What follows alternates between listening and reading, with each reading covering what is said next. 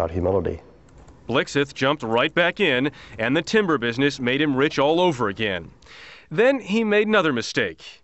He tried to retire at 40. The problem is that I was bored because everyone else my age was working. Today's wealthy, no matter how much money they have, no matter how successful they are, they want to keep working, they want to keep making more. That's what Blixith did. He kept buying and building and earning. How many properties do you own? Do you know? You mean in total? Yeah. In his recent divorce, Blixith gave up a 240-acre estate in Palm Springs called Porcupine Creek. It's home to a private 19-hole golf course, which he designed all by himself.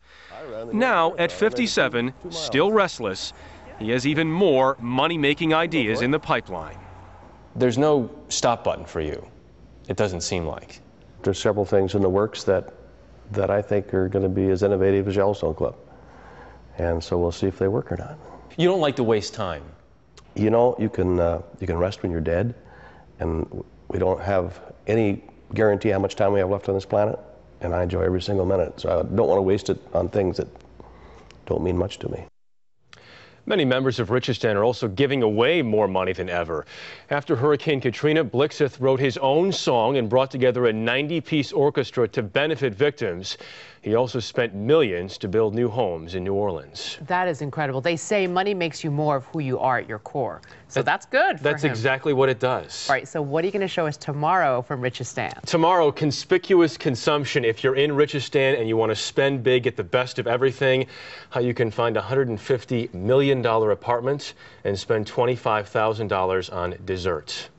I cannot wait to see that. Jeff Klor, thanks so much. All right.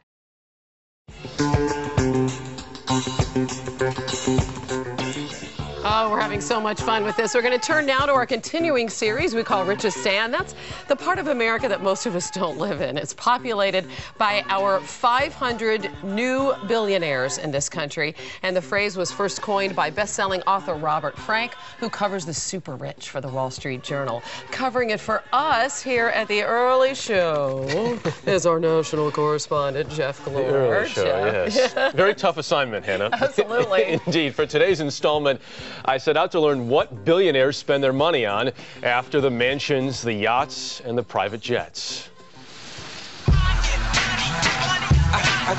A waiting list for $50 million private jets, homes priced at 3 times that much, and a race to build 500-foot yachts.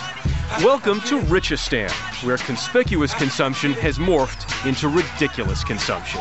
Richistan author Robert Frank. What we're seeing today is levels of spending and competition within the wealthy that creates a whole new class of luxury spending. Ready for the full treatment. It's hard not to be amused by the prices. Jeremy Abelson's website, Pocket Change, takes viewers on a tour of decadent luxury.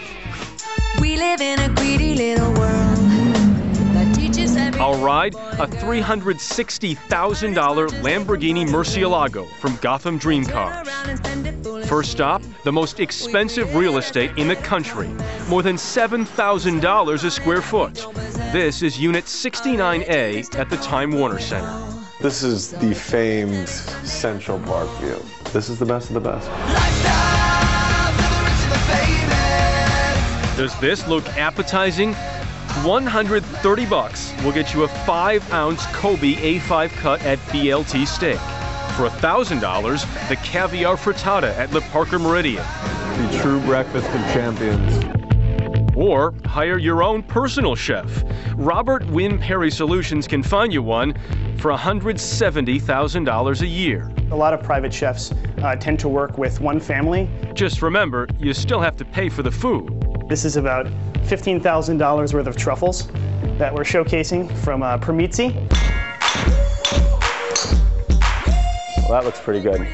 In Richistan, big deals get done on the course. We put them through a 14-step assessment program. Drive 495 is a gym for golfers. The top package, including computerized swing analysis, $25 grand. And does this guarantee me a membership on the PGA Tour? No, it does not, unfortunately. To clean up, forget the shower, take a bath in, yes, champagne. At the Townhouse Spa, 30 minutes in the tub runs $250. It's hard to get a vintage cognac. Then there's the nightcap. What year is this from? 1964. And how much am I paying for 2 ounces? $450. And the Brandy Library can find your pleasure if you can find the cash.